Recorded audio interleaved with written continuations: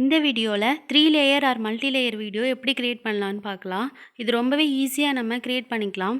இது நம்ம ஒரே ஸ்க்ரீனில் 3 தனித்தனி வீடியோ ப்ளே பண்ணுற மாதிரி நம்ம செட் பண்ணிக்கலாம். இது இன்ஷாட் ஆப் யூஸ் பண்ணி ரொம்ப ஈஸியாக க்ரியேட் பண்ணிக்கலாம். அது எப்படின்னு பார்க்கலாம். ஃபஸ்ட் இன்ஷாட் ஆப்பை ஓப்பன் பண்ணிக்கணும்.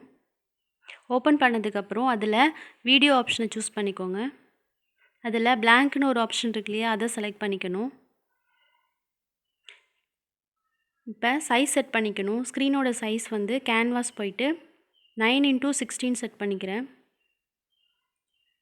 இப்போ என்னோடய வீடியோக்கான டியூரேஷனை நான் செட் பண்ணிக்கிறேன். எவ்வளோ நேரம் ப்ளே ஆகணும் அப்படின்றத செட் பண்ணிக்கிறேன். நெக்ஸ்ட்டு பேக்ரவுண்டுன்னு ஒரு ஆப்ஷன் இருக்கு இல்லையா, அதை கிளிக் பண்ணிக்கணும்.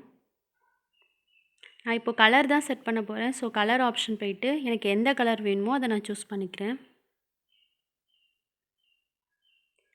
நெக்ஸ்ட்டு இந்த பிஐபின்னு ஒரு ஆப்ஷன் இருக்கு இல்லையா, பிக்சர் இன் பிக்சர், அந்த ஆப்ஷனை சூஸ் பண்ணிக்கணும். அதில் நம்ம ஃபஸ்ட்டு எந்த வீடியோவை செட் பண்ண போகிறோமோ அந்த வீடியோவை செலக்ட் பண்ணிக்கணும்.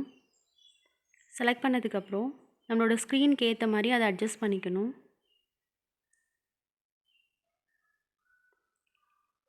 இப்போ நான் இந்த வீடியோவை பாட்டமில் செட் பண்ணிக்கிறேன். ஸோ எந்த சைஸ்க்கு நமக்கு வேணுமோ அதுக்கேற்ற மாதிரி என்லார்ஜ் பண்ணிக்கிட்டு செட் பண்ணிக்கலாம்.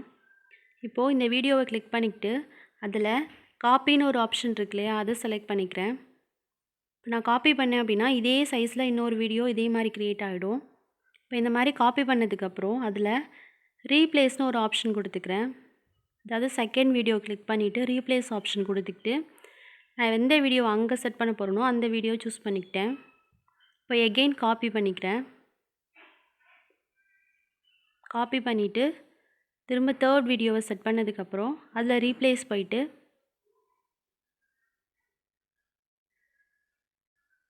அங்கே நான் எந்த வீடியோவை ரீப்ளேஸ் பண்ண போகிறேனோ அந்த வீடியோவை செலக்ட் பண்ணிக்கிறேன். இப்போ இந்த வீடியோவோட சைஸ் கொஞ்சம் அதிகமாக இருக்குது. ஸோ எந்த டைமிங் வேணுமோ அந்த டைமிங், அதாவது 13 செகண்ட் மட்டும் நான் சூஸ் பண்ணிக்கிறேன். சூஸ் பண்ணிட்டு டிக் கொடுத்துக்கணும். நெக்ஸ்ட் இப்போ 3 வீடியோ எனக்கு செட் ஆகிடுச்சு. இது மாதிரி ஒரு தடவை செட் பண்ணிவிட்டு காப்பி அண்ட் ரீப்ளேஸ் பண்ணோம் அப்படின்னா நம்ம ஒவ்வொரு தடவையும் அந்த வீடியோவோட சைஸை வந்து நம்ம அட்ஜஸ்ட் பண்ணிக்க வேண்டாம்.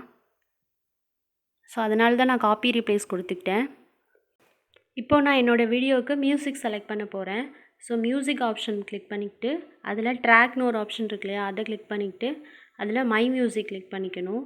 இப்போ என்னோடய மொபைலில் உள்ள எல்லா மியூசிக்கும் இங்கே வியூ ஆகும். இதில் நான் எந்த மியூசிக்கை செட் பண்ண போகிறேனோ அதை செலக்ட் பண்ணிக்கிறேன். செலக்ட் பண்ணதுக்கப்புறம் ஜஸ்ட் நான் ப்ளே பண்ணுறேன். ப்ளே பண்ணோம் அப்படின்னா என்னோடய மியூசிக் ஃபைல் வந்து கொஞ்சம் டைமிங் அதிகமாக இருக்குது. ஸோ அதனால் நான் வீடியோக்கு ஏற்ற மாதிரி அதை ஸ்ப்ளிட் பண்ணிவிட்டு டெலீட் பண்ணிக்கிறேன்.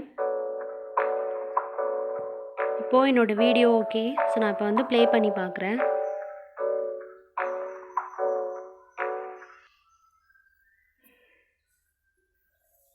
ஒன்ஸ் வீடியோவை செக் பண்ணதுக்கப்புறம் இப்போ மேலே சேவ்னு ஒரு ஆப்ஷன் இருக்கு இல்லையா, அதை கிளிக் பண்ணிக்கிறேன். அதில் ரிசல்யூஷன் எந்த அளவுக்கு வேணுமோ அதை செலக்ட் பண்ணிக்கலாம். நெக்ஸ்ட்டு ஃப்ரேம் ரேட் எவ்வளோ வேணுமோ அதை செலக்ட் பண்ணதுக்கப்புறம் சேவ் ஆப்ஷனை கிளிக் பண்ணோம் அப்படின்னா நம்மளோட வீடியோ கேலரியில் சேவ் ஆகிடும். ஸோ இந்த மாதிரி தான் வந்து இன்ஷாட் ஆப்பை யூஸ் பண்ணி 3 லேயர் வீடியோ க்ரியேட் பண்ணிக்கணும். இதில் 3 லேயர் மட்டும்தான் க்ரியேட் பண்ணணும் அப்படின்னு கிடையாது. நம்மளோட நீட்ஸ்க்கு ஏற்ற மாதிரி க்ரியேட் பண்ணிக்கலாம். இது மாதிரி யூஸ்ஃபுல்லான வீடியோஸ்க்கு என்னோடய சேனலை சப்ஸ்கிரைப் பண்ணுங்கள், லைக் பண்ணுங்கள், அப்புறம் ஷேர் பண்ணுங்கள். இந்த வீடியோ இதோடு முடியுது. நன்றி.